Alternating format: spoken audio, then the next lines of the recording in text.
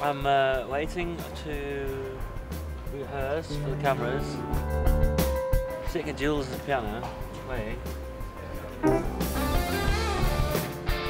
I can't believe that we're sort of the main band that gets it open and closing and somebody make a mistake.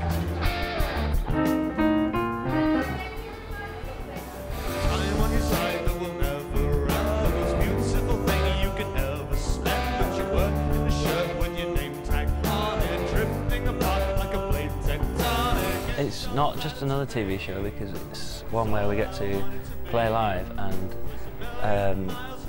not mime any of it, and also play the full song. Yeah, it's important.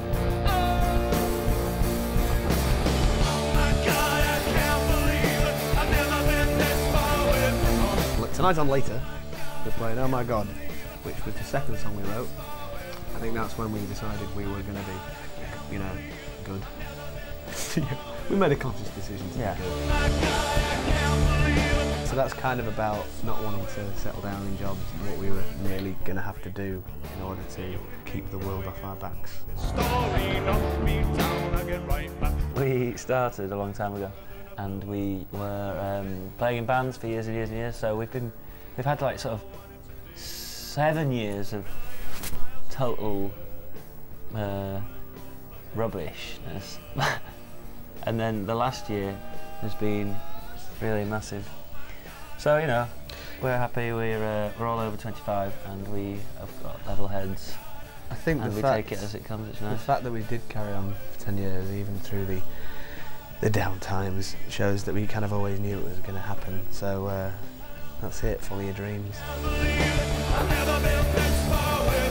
When I was 17, I remember being in a total no man's land of being a fan of bands, because I was really into horrible Seattle bands, and then for about a year just didn't know what to do, and just everyone was just wearing odd mismatches of clothing and no one had a girlfriend, and it was poor. And then Britpop gave the opportunity to pale, skinny kids like us to be actually the coolest kids, even though before we didn't have the amount of indie kids that you'd see who looked ridiculous and frightfully ugly with girlfriends.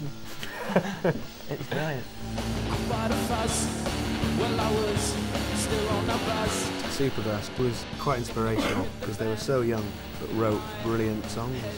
It's amazing that they could be like, you know, 17, 18 and writing songs like All Right and Caught by the Fuzz. Can we watch a bit of Caught by the Fuzz?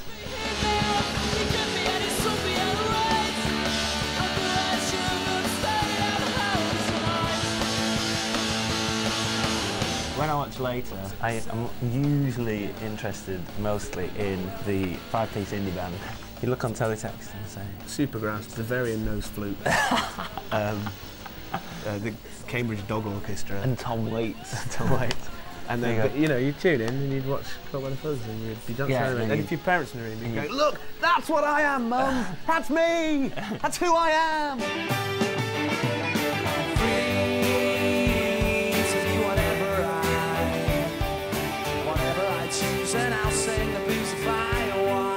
Oasis, whatever, I remember that because Liam had cut all his hair off, or Noel had, one of the two, they're all the same about it. And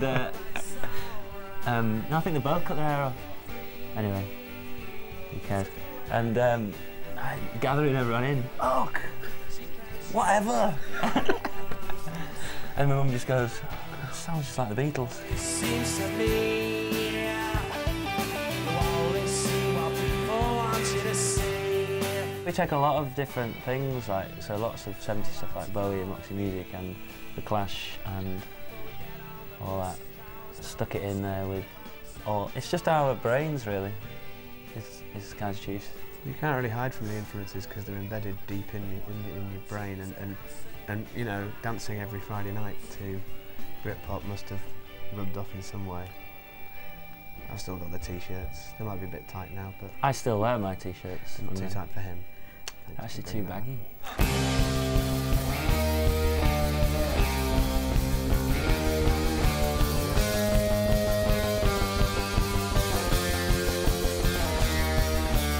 I predict a riot. It's about.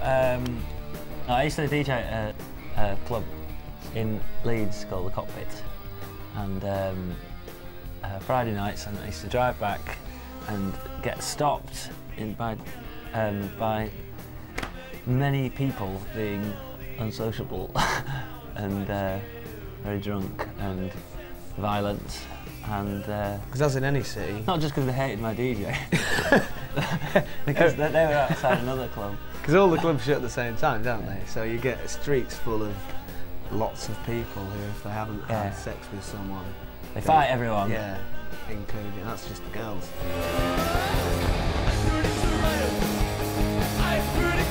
And there used to be lots of police and all that kind of thing, and dogs, police dogs and police vans. It was frightening.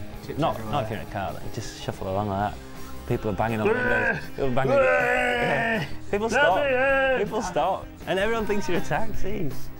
You don't see many. You don't get forward-focused taxis. Every day I love you less and less. It's good to see that you've become obsessed. Every day I love you less and less. Which is about, have you ever had a boyfriend or a girlfriend? I'm not prejudiced. who, you know, it's weird that at one point you can spend every day with them, you know, go for walks in the park, sit by roaring fires, and then it just descends into utter hatred, and you can't even be in the same room with them.